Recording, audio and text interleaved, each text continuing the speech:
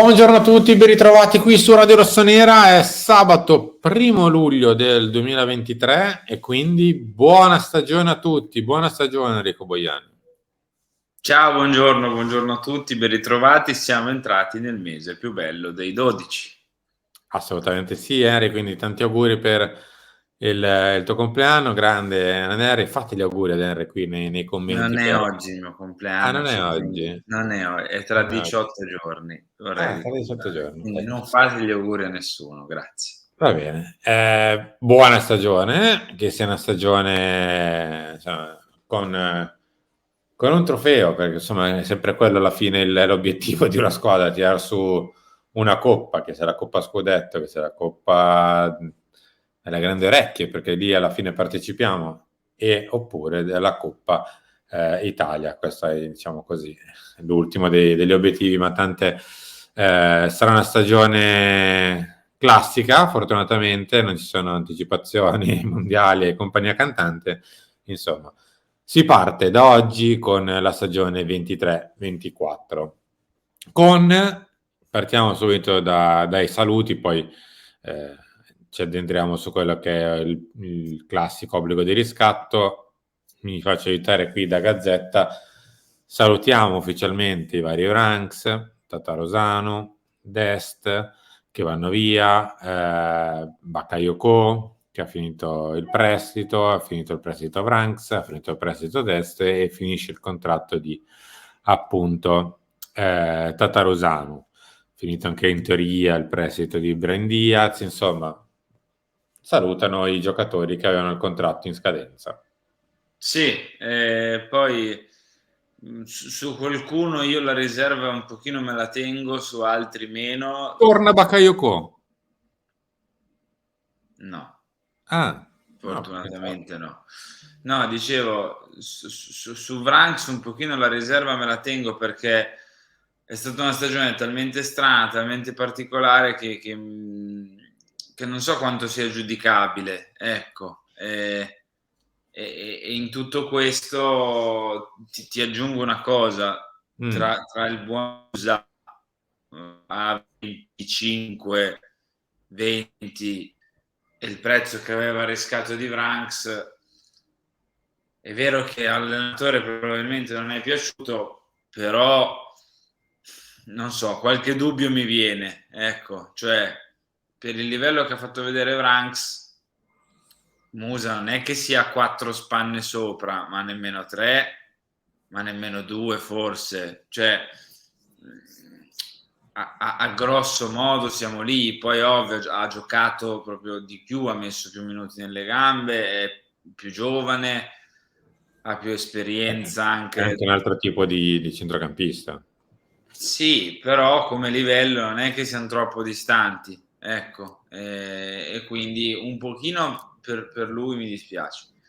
Detto ciò, è ovvio che è un nuovo corso completamente con nuove idee, quindi questo gruppo di giocatori in scadenza, di prestiti e quant'altro salutano e ce ne facciamo una ragione, direi, e con la speranza che ne possano arrivare da qui al raduno, da qui comunque all'inizio della stagione altri. Sì, allora, soprattutto alcuni, no, non tanto perché comunque sono stati dei professionisti, quindi li saluto con il rispetto dovuto.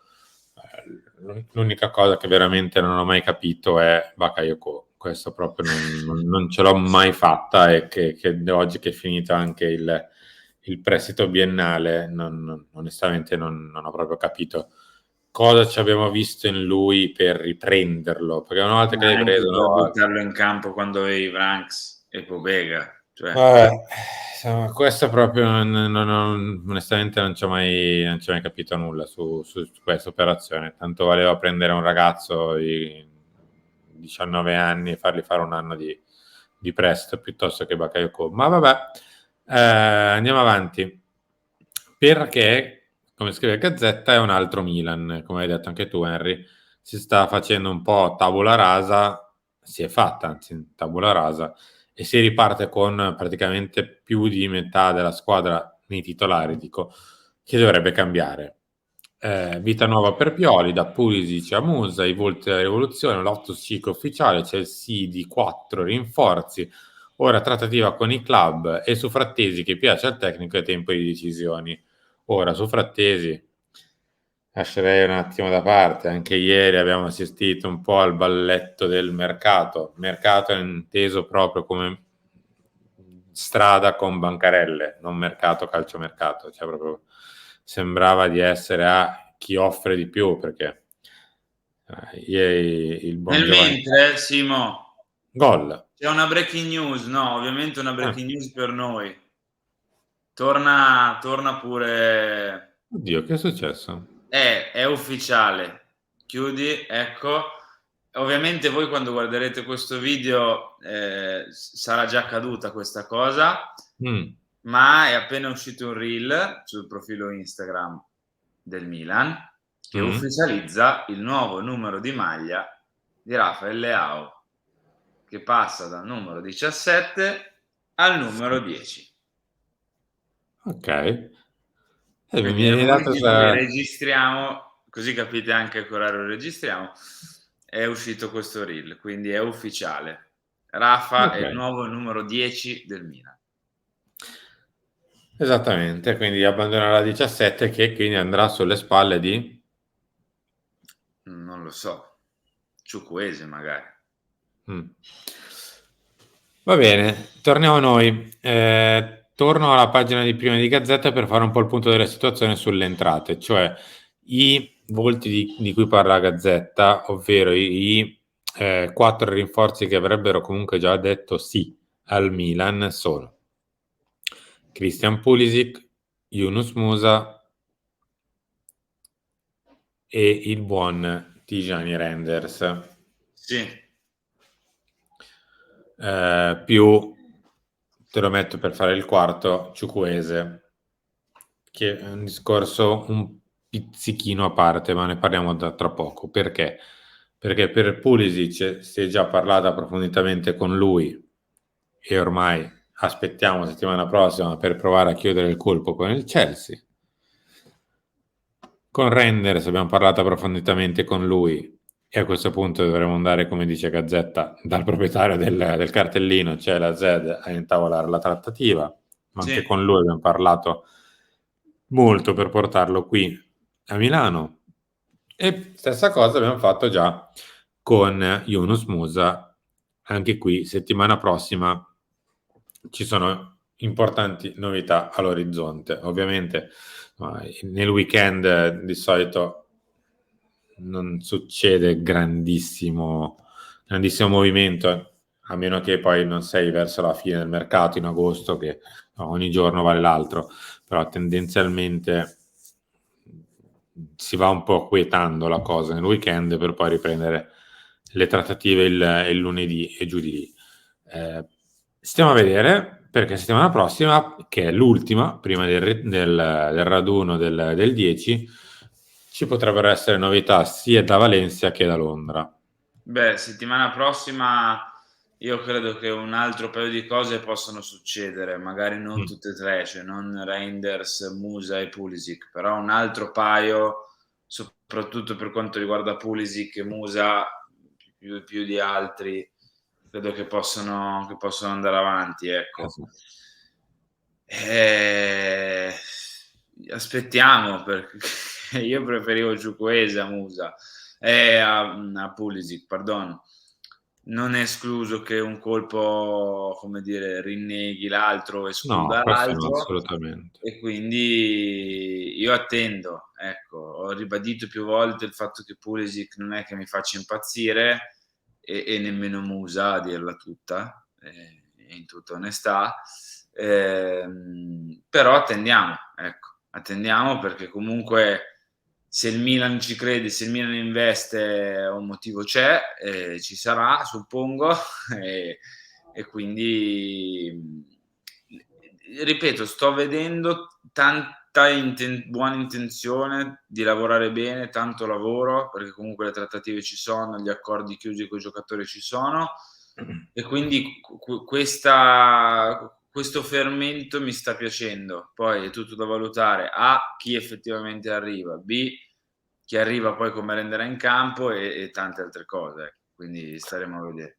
Ma anche perché, Henry, cioè, se nei desideri del Milan poi ti devi scontrare con quello che è le necessità del mercato e soprattutto quello che il mercato magari non ti permette di fare, però sarebbe quella di lasciare andare anche i vari Rebic, Origi, uno tra Messias e Salmacher, e Certo. quindi eh, riuscire a risistemare gli esterni vorrebbe dire prenderli entrambi, perché in pratica si libera la casella del vice Leao, si libera la casella di destra, si libera anche in parte una casella in attacco, quindi il doppio colpo, diciamo così, Pulisic più il Ciukwueze di turno, Ciukwueze che tra l'altro si porta dietro il fardello dell'extracomunitario e starebbe spingendo via Kamada questo, perché non è che ci può aspettare fino all'eternità il povero Daichi Kamada.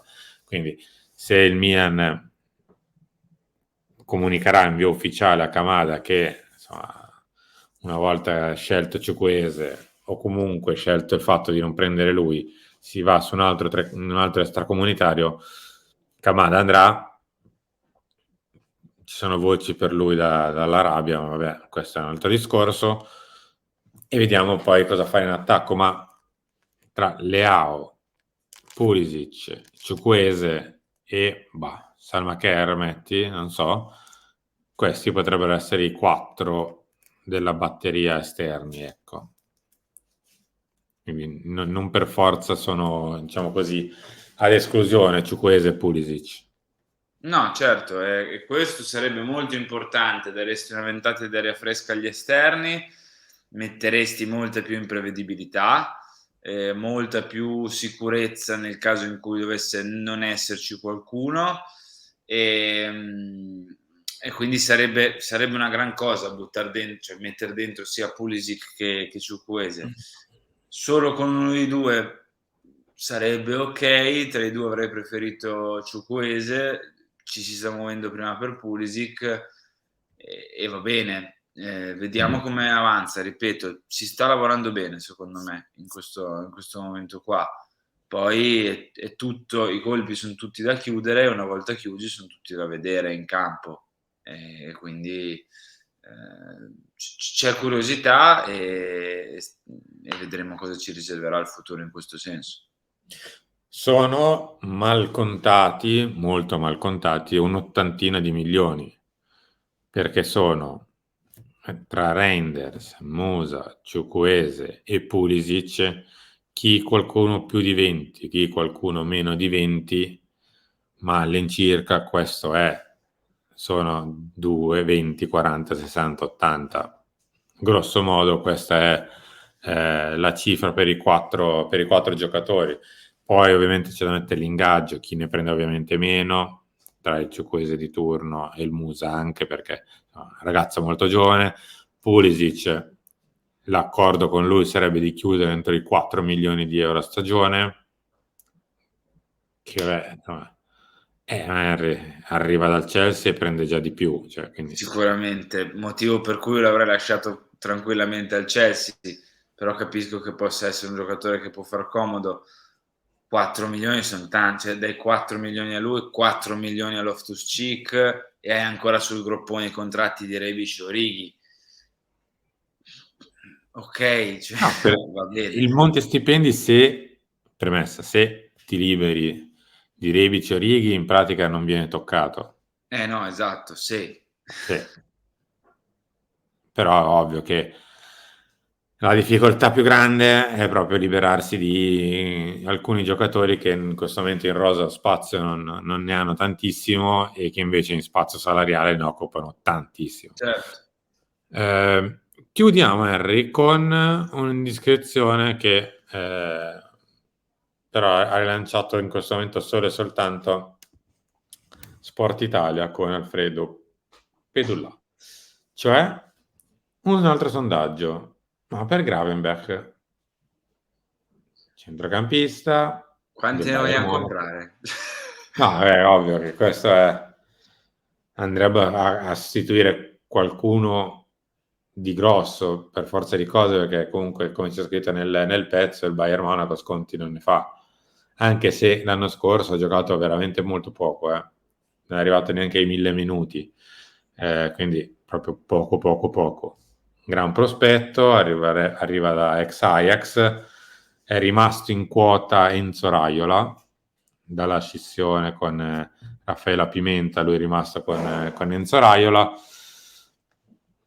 Non so dove mettere, cioè porterei a casa domani mattina se per quello, ma non saprei come fare. Vorrebbe dire metterne un'altra trentina, a meno che non riesci a strappare un prestito, per dire. Sia esso al posto di Musa o al posto di Reinders, più al posto di Musa ti direi, metto la firma ieri. Cioè,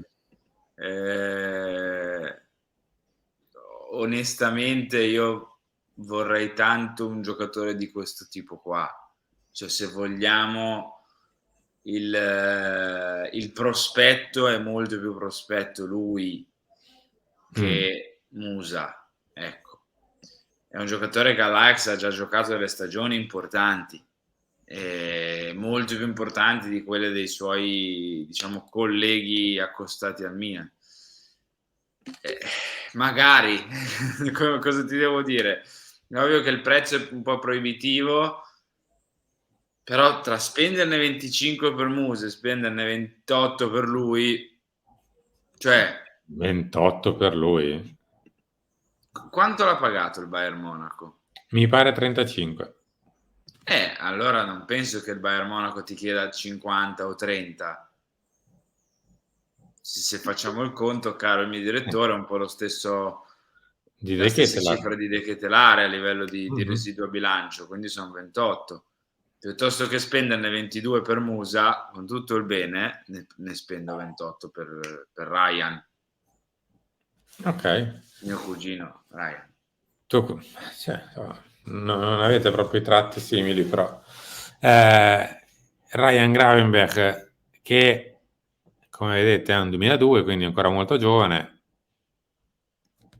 contratto lunghissimo ovviamente con il Bayern di Monaco perché l'ha preso l'anno scorso, ma l'anno scorso ha giocato molto poco. Non l'ho seguito onestamente perché a me la Bundes piace molto poco, devo essere onesto. E quindi non ho capito il perché non abbia giocato molto, se qualcuno l'ha visto meglio, perché io la Bundes onestamente non la guardo. Però